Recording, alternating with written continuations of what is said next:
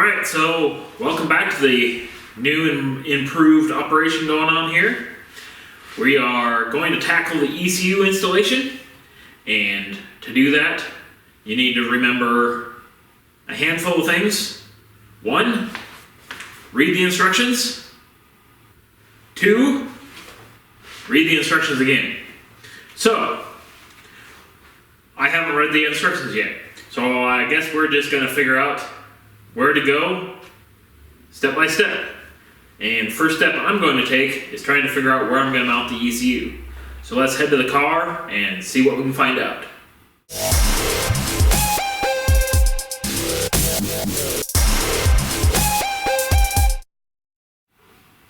Alright, so for the most part, we've got this dash bar in here that I'm going to attempt to see what we can figure out.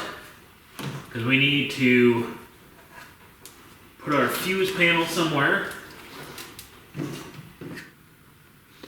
So I guess I'm going to start working on a bracket that we can then attach to the post there. Alright, so now I remember why I didn't like wiring cars. Especially when you get a universal harness. But anyways, back here we got the main power to the ECU plugged into the battery terminals. Then of course comes down through our passageway there, across down here, up into here, into this mess. And I will show you why it's a mess. For starters, I was hoping to bring the main harness through that hole, but found out it is quite too short, so I have to reroute it down here next to the transmission through the transmission tunnel, which I guess is a good thing that I didn't build the rest of the transmission tunnel section over here, because I'm gonna have to get a hole in there. So that's a lot of fun. Also, what's a lot of fun, they didn't make some of the wires long enough.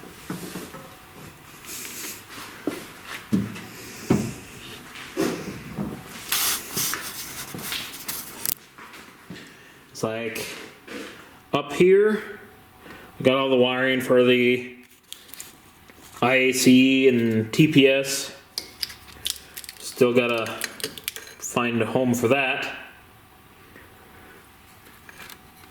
Coolant, we're gonna have to probably wrap that in something because it's way too close.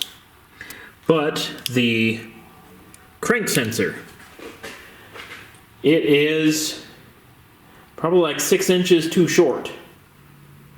So, it would have been nice if they left that a little bit longer, but guess it is what it is.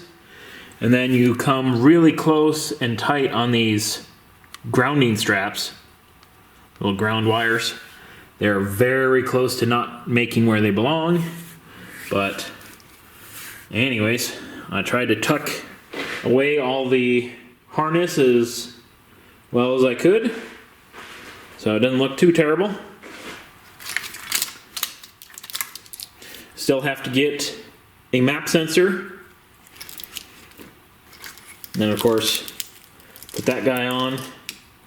And I believe there's a fuel sensor that, there it is. We got a fuel pressure sensor right up there. Now that's going to be interesting, so I'll probably have to extend that out. Mainly because that's not exactly where I want to put the fuel pressure regulator. Kind of want to tuck it away somewhere else. But I don't know, I'll figure that out once I get a fuel pressure regulator. So, all in all, that is wired up pretty well.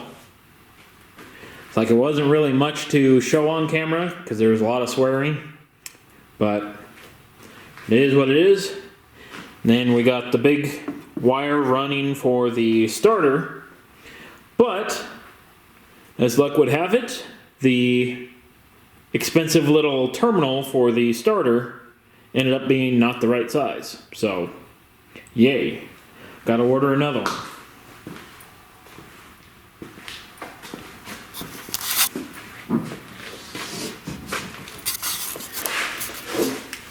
So that brings us back up to this mess of wire.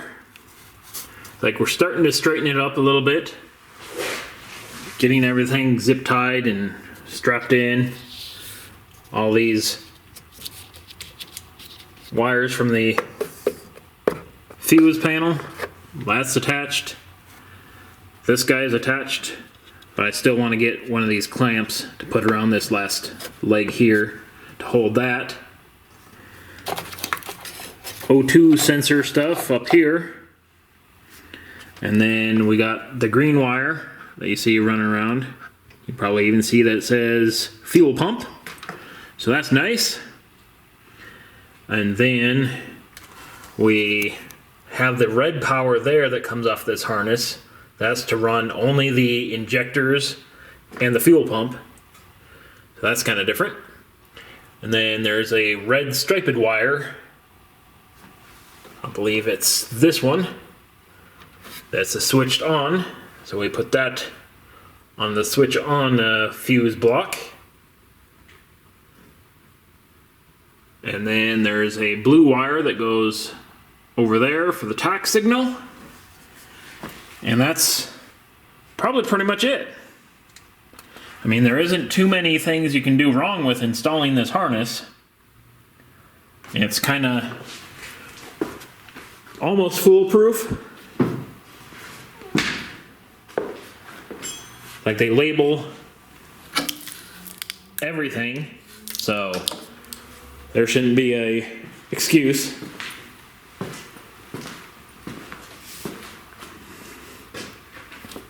So then over here on this, we'll have to figure out what we want for our inputs and outputs.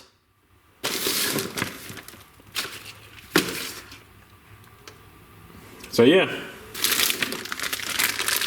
this is a map sensor, but it doesn't plug directly in there, and you'd have to rewire it. And it also looks like it's a plain label, so I don't know what the calibration for that would be. So I've got on order a GM part that hopefully should just plug right in and has calibration in the system. So I guess that's probably going to be just about it. I mean, that's been a long day, hacking away. I also got the reverse lockout solenoid hooked up, so that's on a power switch. And then I've got the backup light plugged in.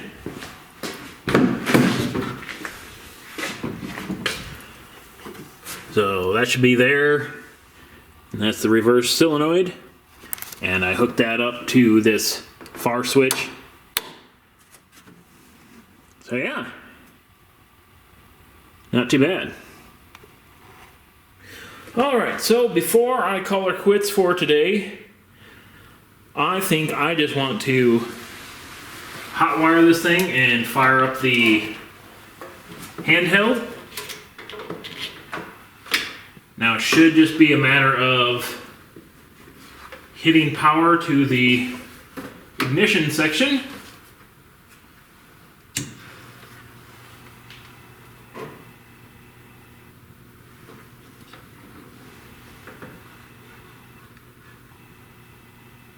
Hey, check that out.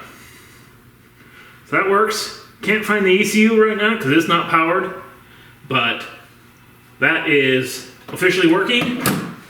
And one other item that's officially working is this guy.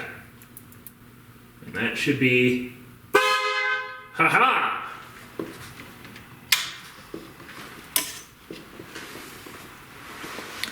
So, that's most of the way there. Now we got the majority of the buttons that we need in the dash console. We still got all the switches for other items, but this will be enough to start buttoning up the rest of the dash here next time. So, I am pretty pleased with it, and I guess let's just skip the whole outro bit, and we'll see you later.